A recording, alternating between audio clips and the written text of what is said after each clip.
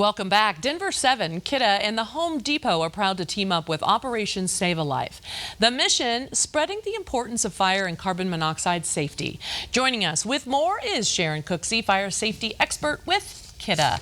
Well, let's just start there. Tell us exactly what Kidde is. Kidde is a leading manufacturer of fire safety products. We've been in business for over 100 years. You can count on us. Wow, that's a lot of companies can't say that anymore. That's right. So let's talk about, in terms of coordinating Operation Save a Life. Talk about the importance of this whole mission.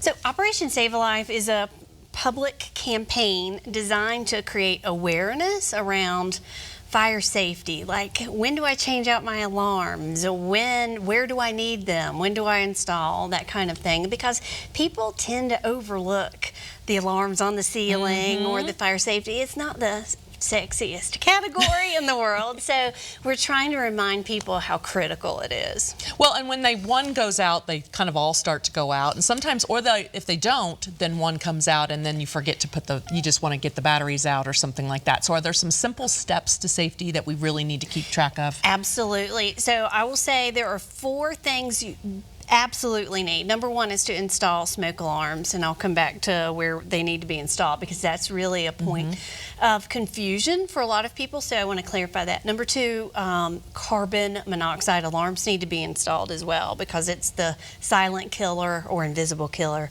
for a reason. Number 3, fire extinguishers are critical. They absolutely are. So make sure you have those in your home as well. And number 4, have an escape plan. Then I want to return to smoke alarms because this is the point of contention and confusion with a lot of people. Number 1, smoke alarms must be replaced at least every 10 years.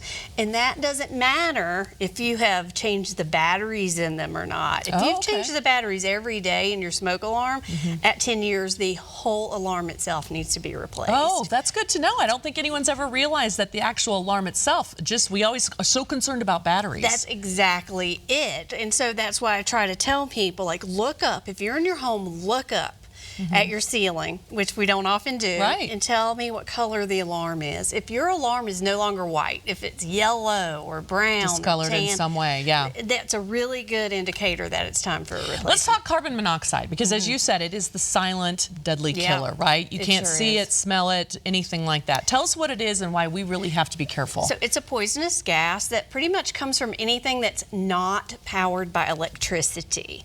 So gasoline, wood burning, kerosene, natural gas is a huge creator of carbon monoxide, and really because you can't see it, you can't smell it, you can't taste it. It's not like natural gas that has that odor added to it. It's really important to have alarms in your home because that's really the only way, because your senses can't detect it, so you really need alarms to detect them. That's good to know, for sure, to have those in your home. Okay, tell me about Interconnect. So this is an exciting new piece of technology on the market with smoke alarms.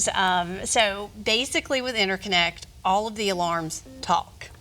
So you create a group. So imagine like you're in your average 2-story home and the kitchen's on the bottom floor and your bedroom's on the top floor. So if they're all grouped together, the minute a fire breaks out, let's say at 3 a.m., something happens in your kitchen, a fire breaks out, at the same time the kitchen alarm sounds, the one in your bedroom will as well. And it's super important in today's environment where you have less than 3 minutes on average to escape a home. So with the traditional smoke alarm, it may take minutes for that smoke to come up to the bedroom in order for your bedroom alarm to detect it. To let you know what's going on. That's exactly it. So it's more of, like you said, talking within a system versus like a regional or area type of an alarm that we have. Exactly. And ours are super easy to install. It takes like less than a minute. My mother did it. So I'm telling you, if I can do it, my mom can do it. Anybody can. Anyone can. You've got some wonderful stats and facts that we should know. I mean, these are all things we think we know, but we really don't, right? That's absolutely true. So we believe that less than half, 50% of all American households are adequately protected against fire, and by that I mean up-to-date smoke alarms or working smoke alarms, up-to-date carbon monoxide, having fire extinguishers, etc. I also want to mention the elderly population, our senior citizens. I know I have senior citizens in my life, and I think everyone does, and they are especially vulnerable to fires. So on average, anyone over 65 is twice as likely to die in case of a home fire. Right. And it's basically for mobility issues. Sure, just physically getting out of the way of the danger. That's exactly it. And hearing loss and loss of smell, and anyone over 85 is 3 times as likely. So it's super important to keep your home up to date. Yes, Sharon, these are all great tips. Thank you so much for being here, just bringing to light some of the issues we have maybe forget or overlook a little bit.